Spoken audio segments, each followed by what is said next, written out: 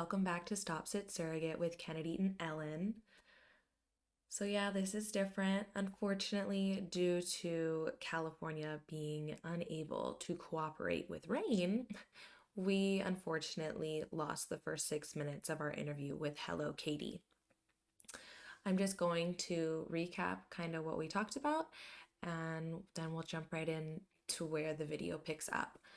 So we asked Kayde how she found out about surrogacy, and she had let us know that in her early 20s, she was a doula and that she had just had her son, and that's actually when she found out about surrogacy. So about 9 to 10 years ago. And her first journey then took place in 2021. So she had some time in between to really figure out what she was going to do and how she was going to help people and just kind of do the surrogacy life, but in the meantime, finish creating and building her family. So now we're asking her about how she met her IPs, and she's going to explain kind of where their relationship began. So thank you. Enjoy. A friendship that would eventually, about a year later, they asked me to become their surrogate. And it was just the easiest yes ever. I mean, over that time frame, we had become really close friends and talking and visiting each other and hanging out. I feel like it was just meant to be. Like Yeah. at that moment, it just felt like this is what I've been waiting for. Like this was that right time that Yeah. You're put in like the all those path. other years. Yeah, Exactly. you're Like it put in was the just put path. in the path. And Did you so meet at the fertility clinic? Like no, no. not at the fertility clinic. But yeah, I mean, it just kind of it just turned out that way, and they, I told them right away, like, I've been thinking about becoming a surrogate for so long, like, and we were joking, like, I think when I said that night, like, oh, I'll be your surrogate, like, Yeah.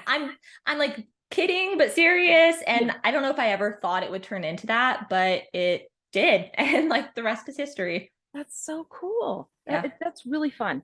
I yeah, love it when it turns out like that, like everybody's super excited to be joined and going together, and it's something that you didn't necessarily plan it. No, you didn't plan it that way. Obviously, it just happened. And I firmly believe people are put in our path for a reason. I firmly yeah, believe that. It's just a thing.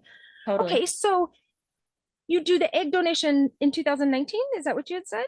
Yeah. Okay. Did you only do that Yeah. one time? I've actually donated my eggs twice. So I donated in 2019. I did my gestational surrogacy Yes. in 2021. And then I donated again last year, actually. So Okay. I've done both.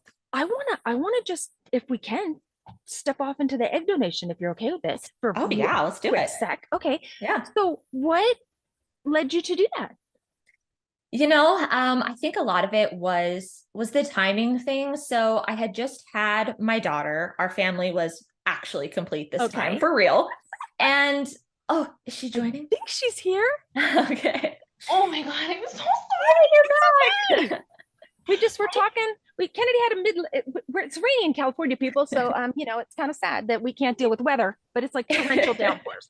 So Well, we're happy to have you back. yeah. Okay, I won't make you start over. So where are we now? No, we're right now. I was talking about egg donation because she's done that. Katie's done that twice. And I just wanted to tangent off just a little bit. And Katie's going to tell us now why she decided to do that. Yeah. I'm Yeah. intrigued. So up until that point, I've told you like surrogacy was my real passion. Is like, oh, I love birth. Like I want to be a surrogate. And of course, I'm already a mom at that point. So that's what made sense for me. I had never really considered becoming an egg donor. And I don't know actually what the, catalyst was that made me start considering that. But once it took hold, I'm like, oh, this actually kind of makes a lot of sense because I'm helping build a family in this totally different way, but also very cool. And maybe the timing's not right now for me to start another pregnancy and go through that. But I could totally, donate my eggs. I'm sure as hell not using them. Oh, sorry. Can I cuss? Yes, you're good. Okay. Like I'm not using them. They're just going to waste every month. Why not? And so I did that, and I've done it twice now, and it was incredibly rewarding. I mean, so different than surrogacy, obviously, but similar in a lot of the ways of it just feeling like, wow, like I did something that helped bring a life into this world. Empowering. Yeah. Like how cool am I? Yeah. So super empowering. I'm so glad I did it. And I'm actually currently being matched for another egg donation, possibly, we'll see. So that's kind of where I'm at. Oh my Yeah. goodness, So- good for you. Okay, I want to ask like that question that we get as surrogates, but because you're also an egg donor, do you ever get that same question where it's like you can give up your baby? Because we know as surrogates, they're not our babies, but Yeah. technically an egg donor, they're genetically related to you. Sure. Yeah. Sure. Yeah. So I do get that question. People are like, well, is it weird knowing that somewhere out there in the world, there's like a kid that's genetically tied to you? And honestly, no, like it was different than the feeling I got with surrogacy. I don't feel connected at all to that child. And I do know that my first donation resulted in a child. I cried when I found out they had a baby, and it had absolutely nothing to do with like mourning that my genetics were out there. It was really just like, oh my God, like we did it. Like, how cool is that? And I never felt any kind of remorse about being genetically tied, because I just don't think that really has a lot to do with being a parent. That's why we adopt kids, and they're every bit as much our kid as anybody else. And I think parenthood is about intention. It's not really always about genetic link. And for that reason, my family's complete. I love my kids, and that's a very separate thing to me than children conceived from my donation.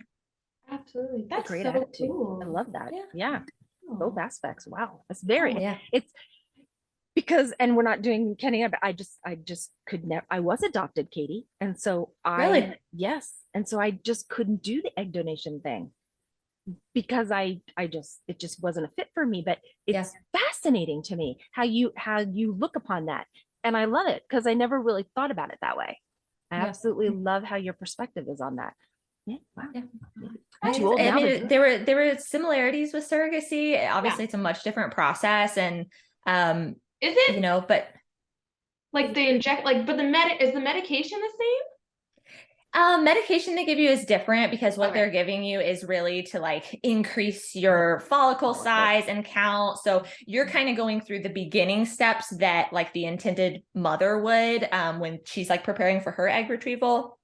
So it's kind of the flip side of it, but also a much shorter process, which is why like I'm like, oh, this works for my life right now. Like I don't have a year of my life to give away, but I can do like 2 weeks. So yeah. Oh, that's Oh, cool. okay. Yeah. We'll get back into surrogacy. Okay. So, yeah, so you tangent meet there. this Sorry. couple, they ask you a year later, they asked you, right? A year later to be their surrogate. You Yeah, it was agree. about a year that later that we kind of officially called it a match. And from there, let's see, where did things go? That was right in the middle of COVID. So that was kind of a delay of like figuring out like, wait, what do we do here? Like, do we want to go ahead and get pregnant? But it ended up being, let's see, 2020, that later that year, we did a mock cycle. And then at the beginning of 2021 in February is when we did our embryo transfer. And things went from there. So It resulted in a positive pregnancy test. Yes. it Yes. did. Yeah. Yay. So that was 2022? No. That was 2021. I have to think about my dates here. Okay. I mean, it's been a lot, but Right. yeah, that was 2021. And Okay, February. it did result first transfer, one embryo. They did a girl embryo, and wow. it took right away. And yeah, really neat experience. I mean, I had been like kind of part of the surrogacy world long enough at that point to know like this isn't always successful, but I don't know. I just went in with a lot of naivety, like, yeah, this will be great. This will work out. And thankfully it did. I know that's definitely not always the case, but yeah, it worked out really well for us, and we were pregnant, and things went from there. Great. Are they close in proximity that they could come? And I know doing COVID. Oh no, can you hear her? I can't hear her. I thought it was just me. Okay. I can hear you. Ellen. Oh no, are you gonna go away now? Kate, this is ridiculous. California can't handle. That's what she was saying, is like, you got like the weather's been crazy there. I have a couple friends who are in Los Angeles, and I saw her stories the other day, and like the wind was blowing like crazy. I'm like, this does not look like California weather to me. I don't know what's going on there. It snowed right outside of my it snowed at my house, and I live in the desert. Like, oh my gosh. In the desert. But anyways, we'll continue. So okay, sure. So so do they live close to you, or like did they live close to you then? No, they didn't. They were in California at that time. And I'm in Tennessee. So there was a lot of distance there. So I flew out to California for the embryo transfer. Everything else we did locally, like at my monitoring clinic and everything. But yeah, there was distance there, which, like in a perfect world, I would have loved to live right next door to them. It didn't work out that way, but they were still such a big part of the pregnancy. I mean, we kept in super close contact and FaceTiming, and I still saw them multiple times that year, and they came in and visited and came to all the big appointments. So we were able to still really stay connected in that way. Oh, good. That's good. Yeah. At least. Do you Yeah. have? Oh, oh my God, I was gonna jump. I'll chill. Okay. Okay. So then, so you are in Tennessee, Yeah. and it's legal to be a surrogate in Tennessee, yes? Yes. Okay. Are there any like crazy restrictions? Like I've never talked to a surrogate from Tennessee, so I don't know how different it is from California. And It's not like the most surrogate friendly state. So okay. really the biggest thing is that we weren't able to get like pre-birth orders of parentage for the dads because only one of them is genetically linked to this specific embryo, obviously. So basically they had to do like a second parent adoption, where on the birth certificate, it was originally just one dad, and then they had to go to court afterwards to get the other dad added on. So in that way, it was a little bit different, just because we weren't able to get that squared away ahead of time. But otherwise, like it's, legal to be a surrogate here. It's legal to be paid to be a surrogate. So good. Good. Yeah. Good. Okay, so then you go in, you have one embryo, right? One embryo transfer, little girl. Yeah. Yeah. And it takes, yay. Yeah. Yeah. So I'll never. Oh, go ahead. No, you go. You'll never what? Oh, so I was just thinking of like that morning. So that morning, I'm with the guys. We all drove to the embryo transfer together, and we had decided on the way there, like, oh, let's stop for breakfast, like early in the morning. We're of course like super excited about what's about to transpire. And we're sitting at this cafe having breakfast, and all of a sudden this hummingbird comes and like lands on this flower right beside us. And I swear I've seen a lot of hummingbirds in my life, but this one, it just hung out. Like it was just chilling with us. And I'm looking at the hummingbird, and the dads are looking at it, and then we're looking at each other. And I think like we just kind of took it to be this good omen somehow, like for the journey. We're like, wow, like this is, I don't know, it's just like this special moment in whatever weird way. And so from that point on, because that happened right before the transfer, and then the transfer was successful, and we're like, yep, hummingbird, this is just kind of like the little symbol for our journey. And so now when they were getting their nursery ready for the baby, Rafa, they hung like a hummingbird mobile above her crib. I'm like, that's like our little special thing. But yeah, so transfer was successful first time, and it was just a really special moment. That is super cool. Did you see any hummingbirds during your pregnancy? I did. That was the only one I saw, but it was the weirdest moment, because like our minds were on the exact same page. We're like, oh my God, this is like a sign or something. I don't know. And it kind of felt that way. Oh, I love that though. And I love it. That's her name, Rafa? Rafa. Yeah. That's so pretty. I've never heard of that. I know. Jumping in. I know you can't hear me. We can hear you. You can hear me? Yeah. I hit that microphone. Oh, well then let's do that. Can you hear me like it's not muffled or anything? You're okay. Okay, I'm gonna sit right here. Fabulous. Okay, I'm in. Kayde, I'm so sorry. Oh, this is ridiculous. Oh, good. We've never had this many issues with the podcast. Never. Ever. No, Ever. you're totally fine. Silly. Totally fine. All right. Oh my gosh. I heard the whole thing. I was listening to everything. I love her name. Absolutely love it. I know, isn't it precious? And the hummingbird. Oh my God, I can't even. Yeah. Wow. So fun. Yeah. That's very sweet. So how did your pregnancy go then?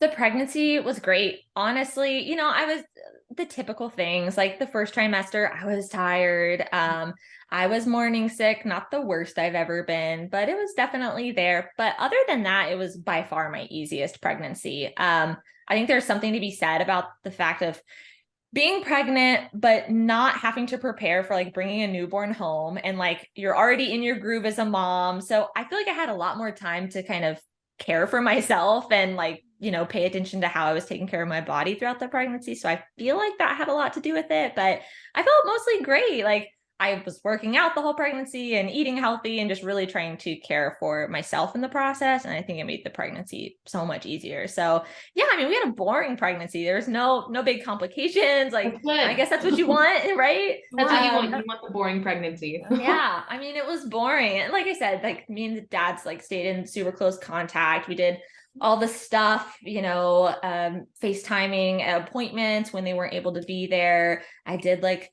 the belly buds speakers of them, and they're both amazing singers. And so they're like singing these beautiful songs to her. And just all those kind of ways to stay in touch throughout the pregnancy. And then kind of going into the birth, I knew in advance my body likes to cook babies a little bit extra. We do them well done around here. So I knew that we'd be facing probably an induction.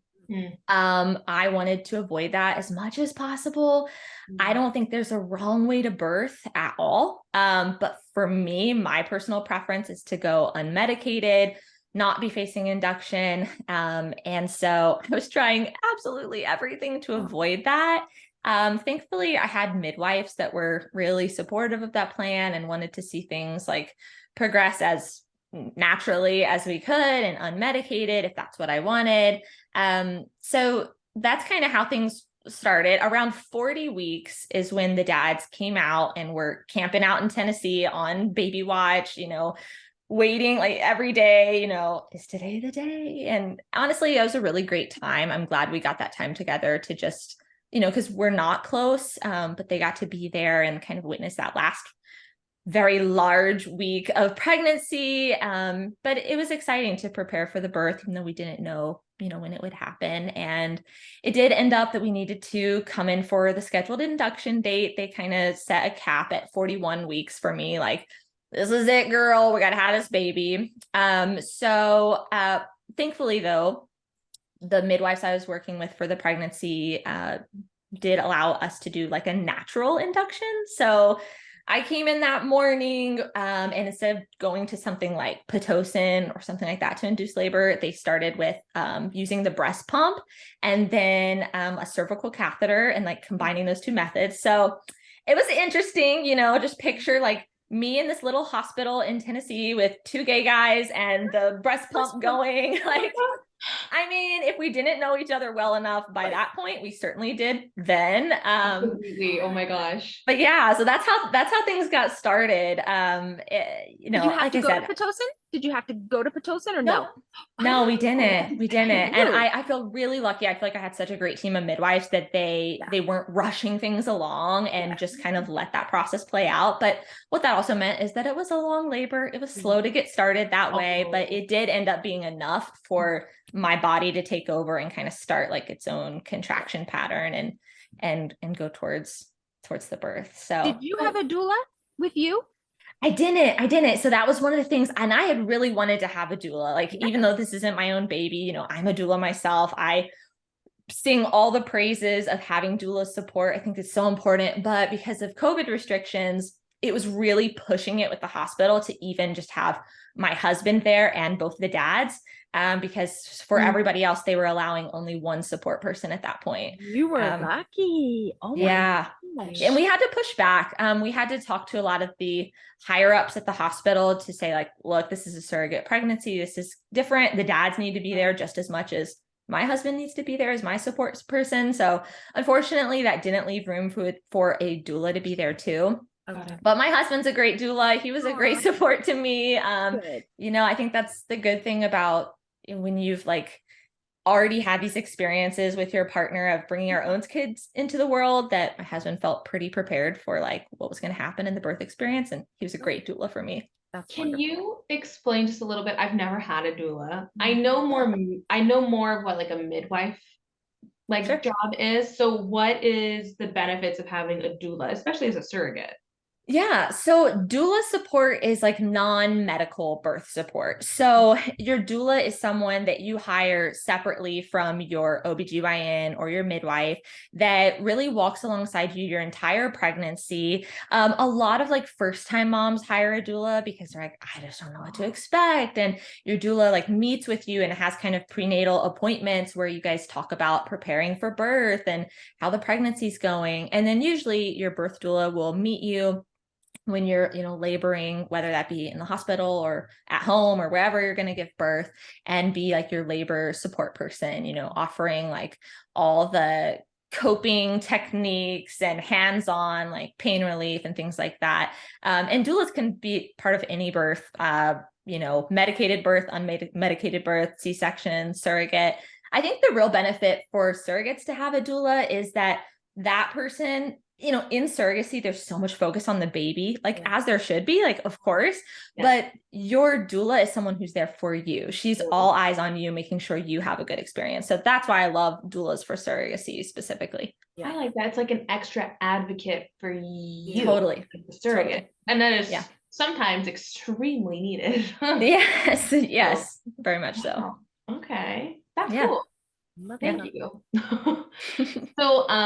So baby, so how long was your labor?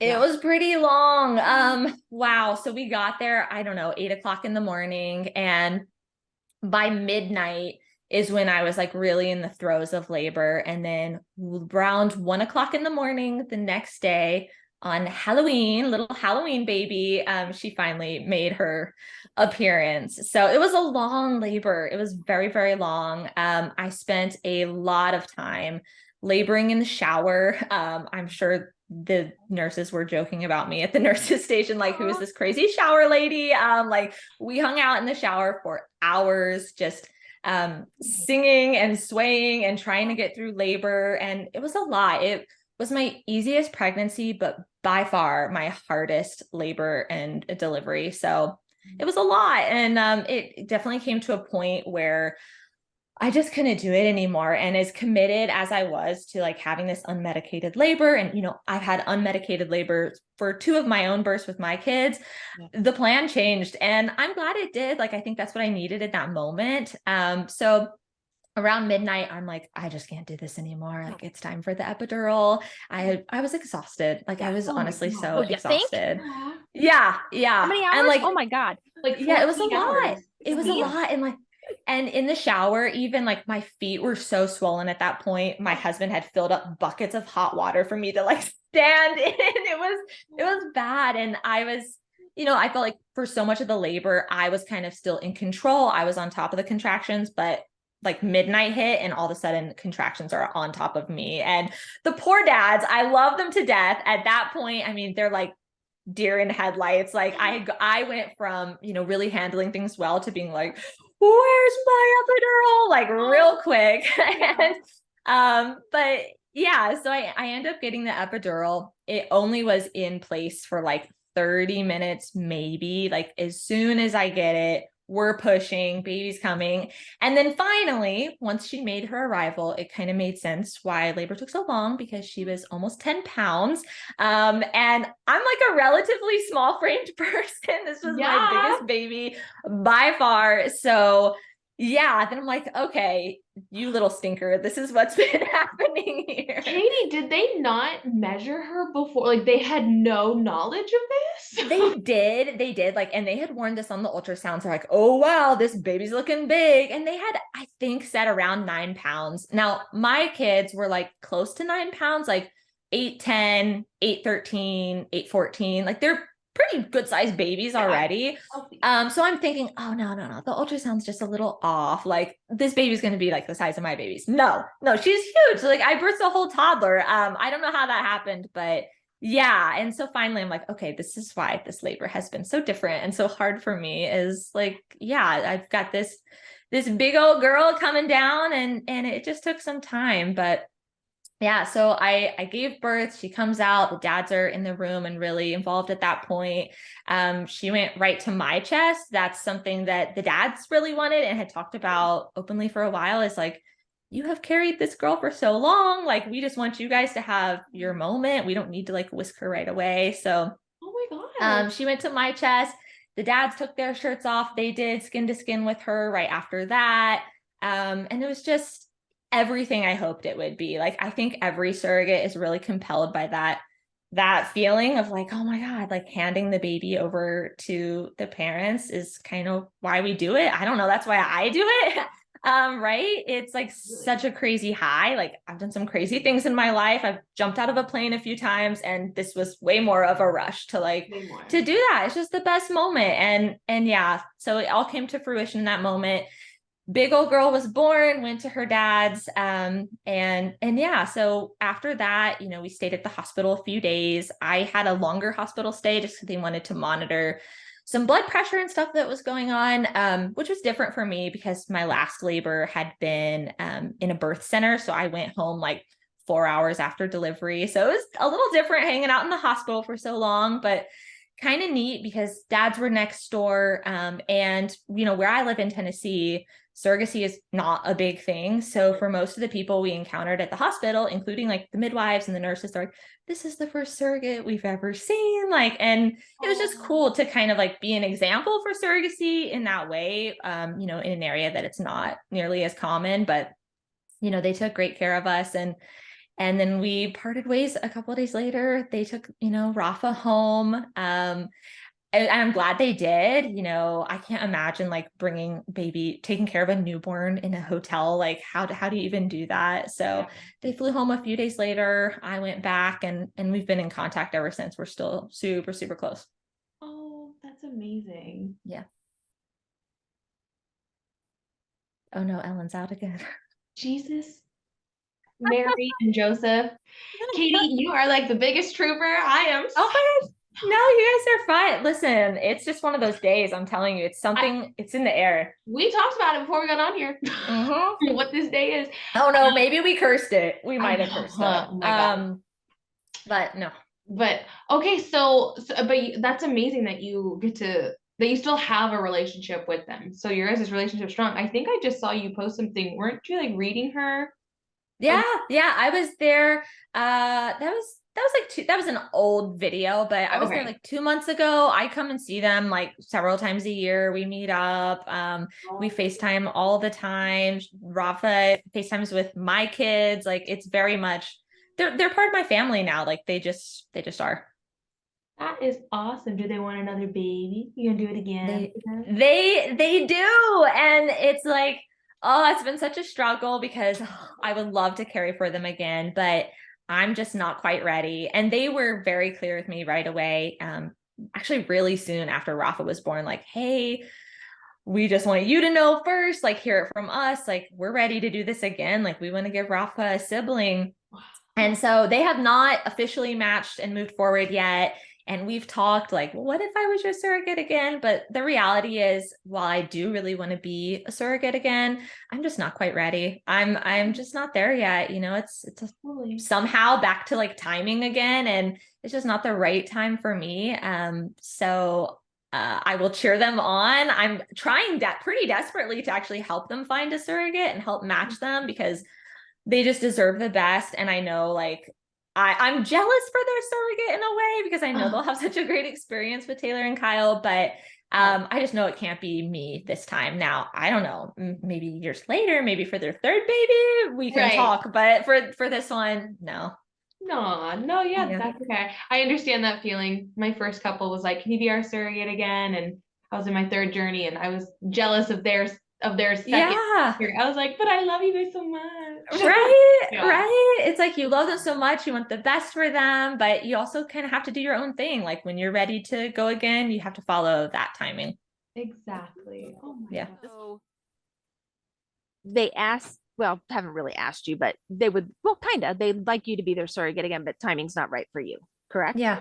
Okay. Yeah. It's not. And that was really like a while ago. Man, maybe like 6 months after Rafa was born that they asked me, but I had already been really upfront with them. Like, I'm not doing this again for a while. I just need some time. Like, it was such an amazing experience, but it also like it takes from you in a way. And I feel like I just needed some time after that, and still need some time to really focus on my family and just making sure we're in a good place. So I definitely love to leave surrogacy on the table for the future, but unfortunately, just not this time for them. But like I said, I'm playing a pretty active role in trying to get them matched again and things moving forward, because I would really love to see that happen for them. And they deserve it. They're the best dads ever. How sweet. You have like the best heart. I love it. And Thank you. you're so like real. Like what Yeah. you post and well, you can't attest to this, mom, but what you post and what you do on social media, like it's truly you. Like you're not putting up a front.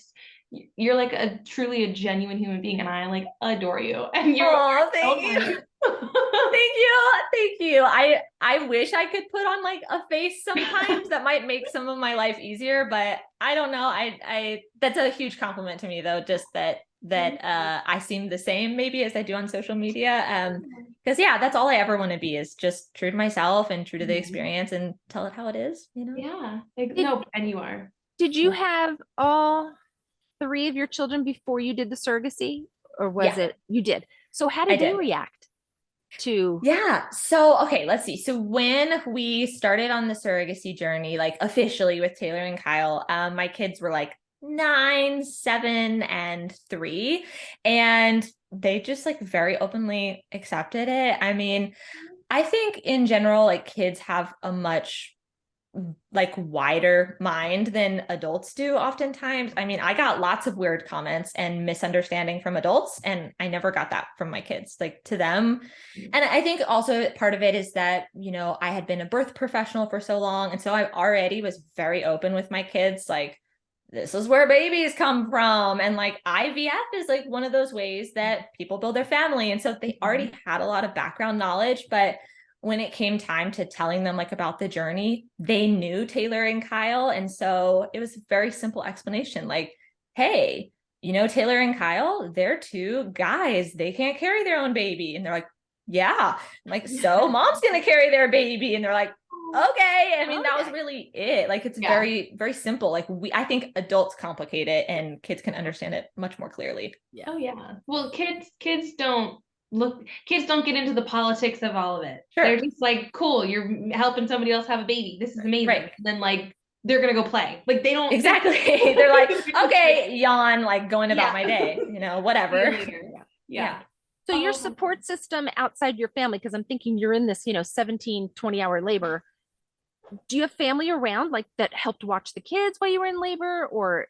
Yeah, So we did have some family around that were hanging out with our kids. My sister also came into town. She doesn't live super locally, but she's about 3 hours away. And so she drove into town to help stay with my kids, which was super necessary because, the hospital stay ended up being a couple days. So having that support system was really crucial. And of course, my husband was like a huge help as well. And we did what we could. So that was a big part of it. That's great. Love it. Yeah. And this is something that we advocate for. You had a fantastic relationship with your couple. So like, I highly doubt that you even thought to put this in there. And plus you were a first time surrogate, but we talk a lot about how it's really, if it's important to you, the surrogate, that you should ask for an hour by yourself with the baby to say your goodbyes. But I'm just gonna too. Like you guys had a great relationship, so that wasn't like necessary, I'm sure. Yeah. But it was in our contract though. It was in our contract. It's not something that like I went out of my way to put in there, or I think even that the dads went out of their way to put in there. It's kind of like standard language for the attorneys that they worked with for their contract. So it was in there, but I mean, there was also a lot of stuff in there that we never had to resort to. Like, I think there was also like, oh, I agree to contact you guys by text like every 2 weeks. Well, that's not a problem. We talk every day. So there were a lot of things in the contract that did happen, but they happened without even thinking about it. So it was super natural after the delivery. Like I said, Rafa snuggled with me for a bit. I actually breastfed her for a little bit. I know that's not something like a ton of people do, but it was like a perfectly fine choice for me. I'd had a lot of experience, like I said, at that point, breastfeeding my own kids and like in this birth world. And I knew like there are benefits for both of us to latch for a little bit. So we did that. I pumped.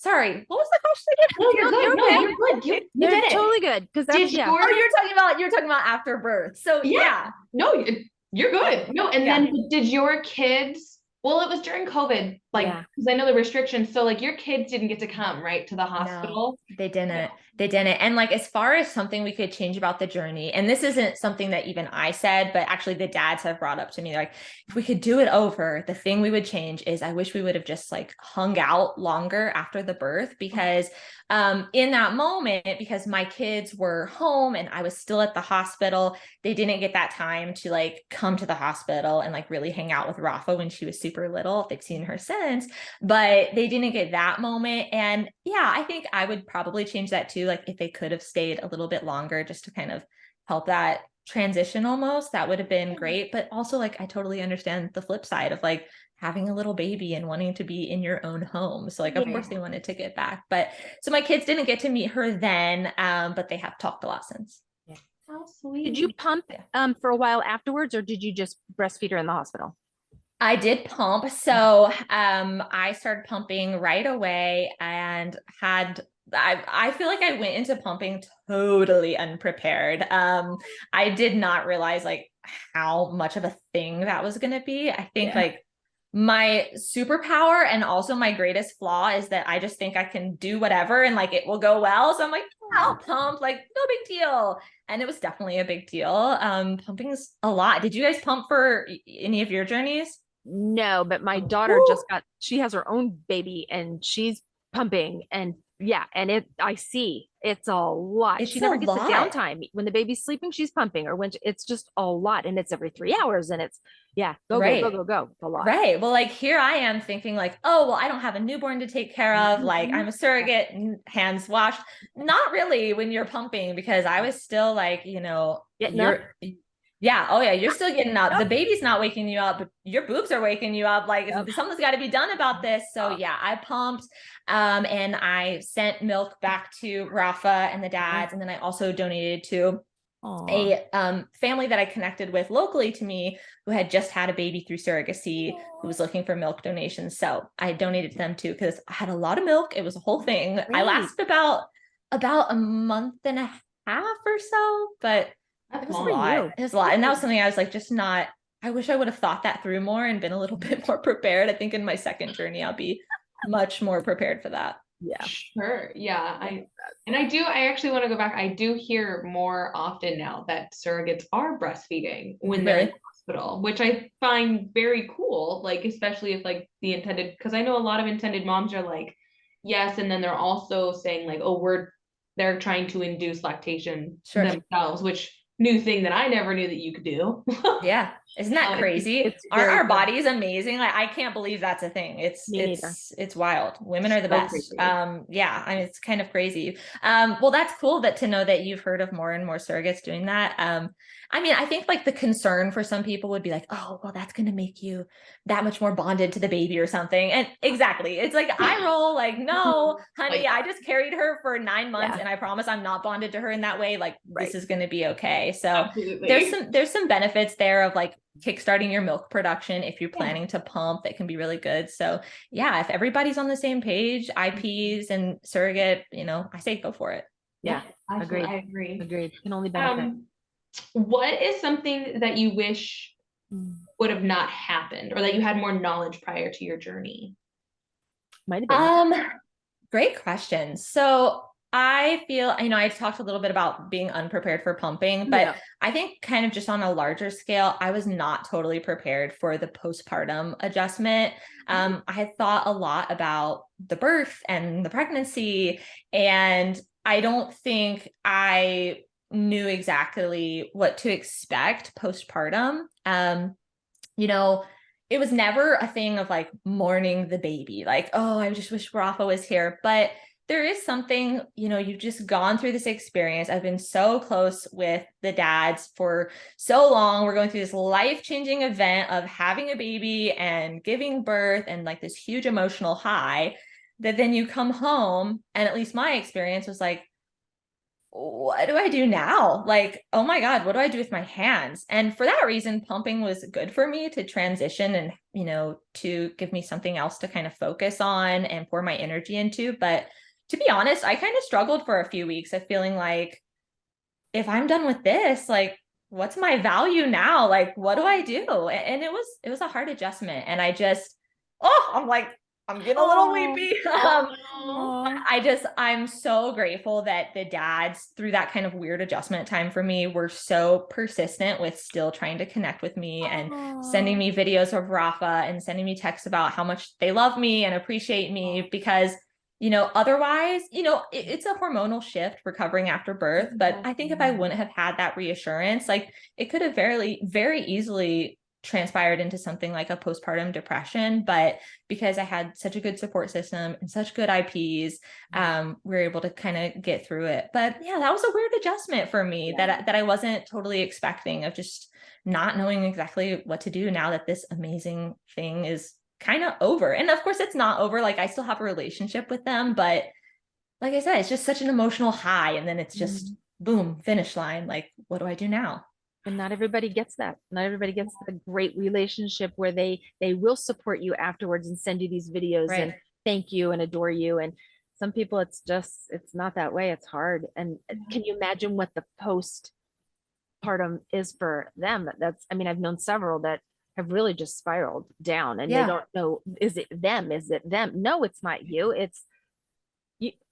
Your hormones are going nuts. You don't have any more, Right. you don't have the support. It's like they took a baby and left. You're not mourning the baby, but you're going through all of this other stuff. It's hard. Right. It's tough. Exactly. I mean, it is just like biological on a level of Yep. like, yeah, I mean, your hormones have been at this all-time high and you crash. Like, I don't care if you're taking a baby home with you or not. That crash is natural. And yeah, just knowing that that was coming and like being more prepared for it is definitely something I would change like in a future journey. And sometimes it's just, you got to go through it to understand it. But I really am lucky that I had a good support system, because yeah, not everybody has that. And I think that would have been really hard for me personally if it went down like that. You bring up something that I've never thought of, because I did them back to back. So I was like, no time to grieve, time to go. Really? But it's very true. And I can attest to that as well, because I didn't have support in my third one, and it ended very, very horribly. And it was a mental shift of what's your value? Were you worth it? Was what you did meaningful enough? Like, did you yeah. I don't think that's talked about, like, ever. Yeah. Ever. So thank you for enlightening me on my past trauma. Oh, honey, just want to hug you. Yeah. By the way, what you did was meaningful enough and Yes, very it was. valuable. So it doesn't No, matter yes, how it ended with the IPs. Every surrogate has an immense amount of meaning and value. Yeah. And no matter who their IPs are, they are very worthy. And I love you. Couldn't Even do it without more. us. Couldn't do it without the surrogate community. They just couldn't. That's why it's called surrogacy, people. Yeah, couldn't do it. Couldn't do it. And I think they need to get little pats on the back a little more often. It's true. Would you be a surrogate again? We heard the answer. Yeah. Yeah. Definitely. I'm so excited to be a surrogate again. Like, I honestly can't wait. I feel like I've had this one amazing experience. Like, part of me is like, oh, is the second one going to live up to it? But yeah, but it's not enough to deter me. I'm really excited to match again when the time is right. Yeah. Will I'm I'm curious. Will you go independent if you can, or will you? No, so now I work for an agency. Okay. I don't think I've mentioned that yet, but I'm the director of surrogacy at Elevate. So I think when the time comes, I will match through my agency. But we'll see. Okay. Wow. Yeah. That's Yeah. interesting. Where's Where is Elevate it? Yeah. located? So they're based in Las Vegas. Oh, Yeah. that's next door. Hey. Yeah, very much so. Wow. Yeah. Obviously I'm remote. I'm still in Tennessee. Yeah. Yeah. I mean, I wish I was in Las Vegas, but yeah. So I'll match through an agency when the time is right. I mean, I'm not opposed to independent matches. But we'll just kind of have to see. Yeah. Okay. Wherever it takes you. Yeah. Let's see. What is some advice that you would give to someone who says they want to be a surrogate? Oh, let's see.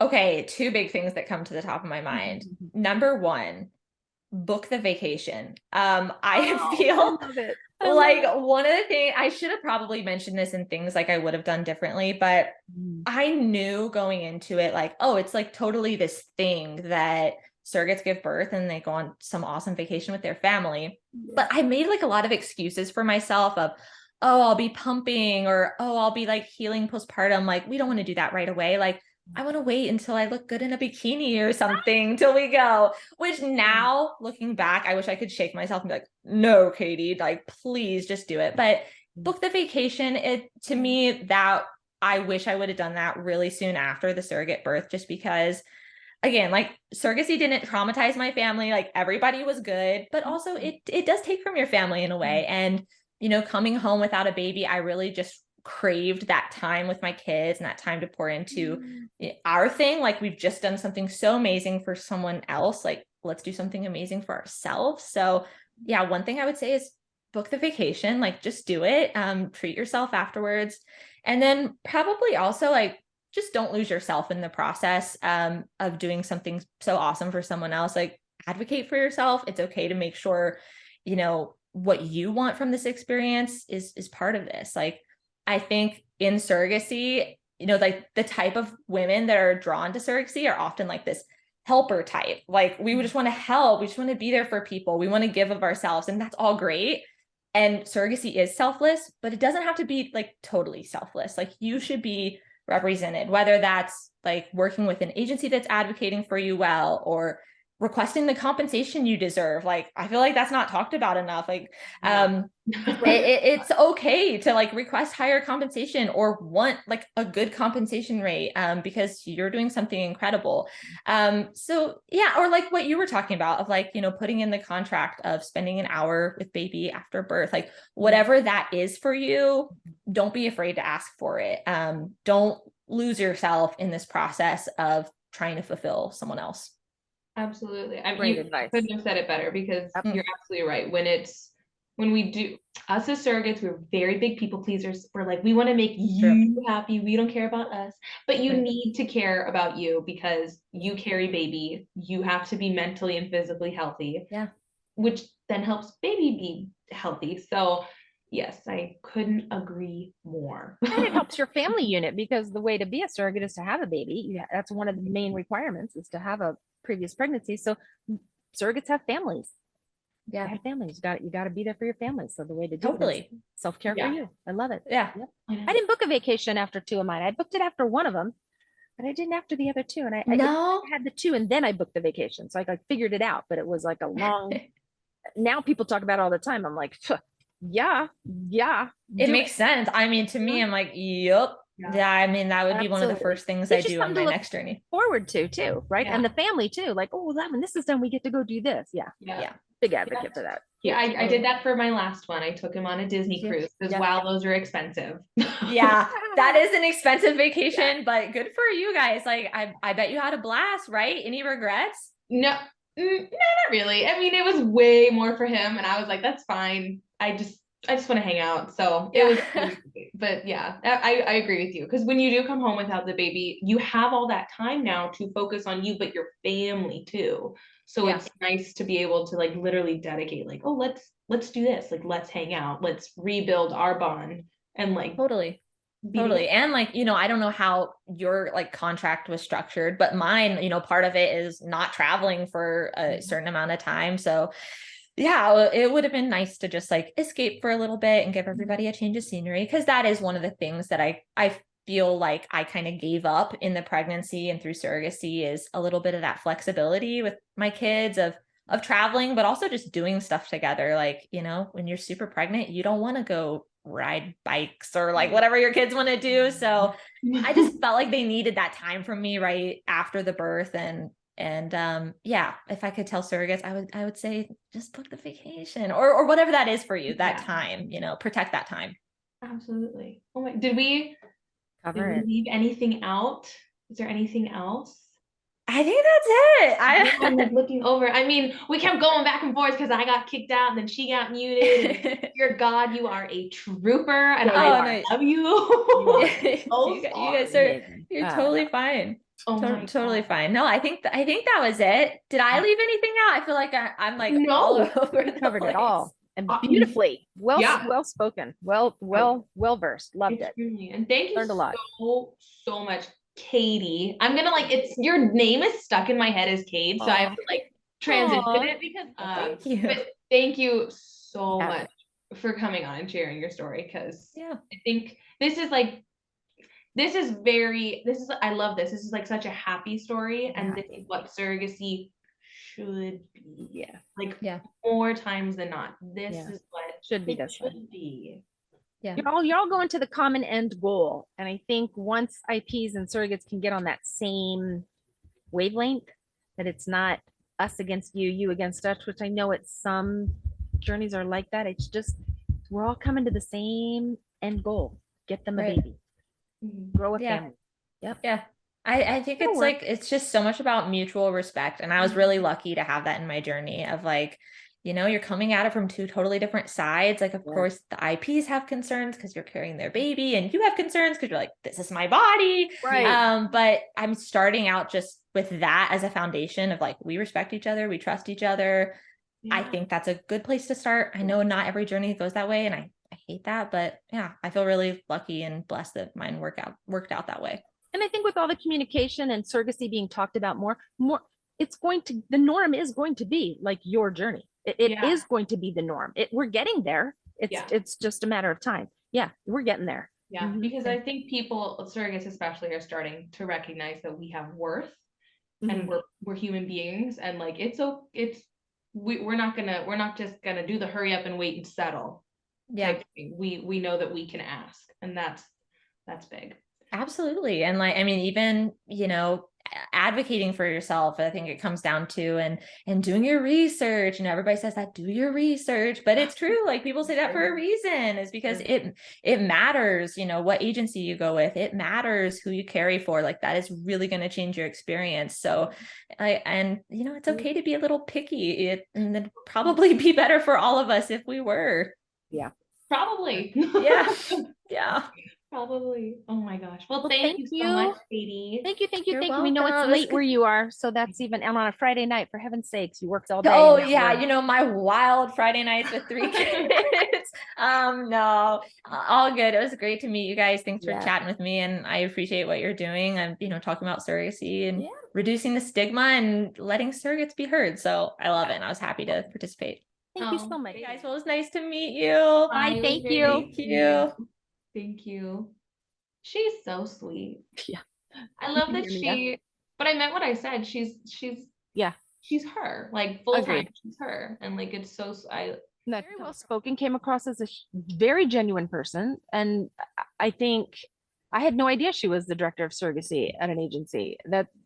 That's phenomenal. Like, yeah. What is that? director of surrogacy? So I think a director. of surrogacy. So I didn't ask her what it meant, but it's more than just, you know, contacting surrogates, and she's the main person probably over surrogates and when they're coming in and screening them and making sure they get stuff done. So the director of that. That's pretty big. That's cool. Yeah, And plus she's a doula. And she did well, she's done it all. Doula, egg donations, surrogacy, like Yeah. good for her. She found out that she just wanted to do this once she had her son. She now does birth stuff, like baby stuff, all the time. That's like full time for her, which is really kind of cool, which that is cool. More power to her. Wish I could have done that in my aspect, but I wasn't I don't know. I wasn't motivated enough to go and learn a whole Different new thing. times. Yeah, You also did it it was. 20 years ago. That wasn't like, you know, having doulas and midwives wasn't like a big thing then. Yeah, too. one of the surrogates when I was way back when, she's like, well, I asked if I could hire a doula, and nobody knew what that was. Really? Nobody knew what that was. And she did, because she was very forethought, and her IPs allowed her to, and I think it was like $600 and at back then. And the doula was really mainly like the week before birth and in the room back then. I kind of like that, because like it's like she was saying, it's like another advocate for you. It's for you, really. She's just all about you. you need the ice chips, you need the back rub, you need the, it's not your, it's your support person. It's I your mean, support person. that's amazing. It's like always an extra, bonus to have somebody else there on your side. Well, yeah. And I mean, when you say an extra bonus, they're like it. They're your support person. Like you could bring a friend, you could bring your husband, you could bring whoever you want to, but they're your support person. They help you through the breathing, they help you do everything. Like they're it. That's what Okay, you're paying them for. that's And fair. yeah, and they know everything about pregnancy and delivery and knows what helps. And But apparently, they don't deliver the baby. no. Okay. Midwives Midwife can do do that. They can Okay. do that if you were in a birthing center, but apparently she was in a hospital. So more than I would think that a doctor did Yeah, it. yeah, Yeah. Oh my gosh. But Oh my gosh. Well, thank you, Katie, so much. yes, That thank you story so was much. that Sorry, we're story just reminds me of like your story with the triplets. Like it's just happy and like this is what happy. Yeah. surrogacy should Should look be. like. I think it's getting there. It's slowly inching its way up. Because Yeah. we've talked to a lot of surrogates who've had very good Oh and my very gosh. positive experiences. Yeah, no, exactly. And people Yeah. are like still in relationships with their Right. IPs and still see their surrogate babies and sometimes go on to do a sibling journey. So like it is becoming it is rising It in is. the I would good have to say it's factor. becoming more of a norm for, Yeah. I really would. I mean, based on the amount of people we've talked to and just out there in the community and who's talking on Instagram and stuff, many people have very good. But I Yeah. think that's also due to the education that people are providing themselves, that they are doing all of this, doing their research, making sure that if one match doesn't work for them, they're going to ask for another one. And so I just think in a whole, it's really coming to where it's close. It's not quite there yet, but where it should be. Yeah. Good. Good. Well, thank you again so much, Yes, Katie. thank you. If you guys would like to share your story or have any questions, please feel free to reach out to me at Stop.Sit.Surrogate on Instagram. And All right. yeah. It's been another episode of Stop Sit Surrogate with Kennedy and Ellen. Thanks so much, guys. Bye. Bye.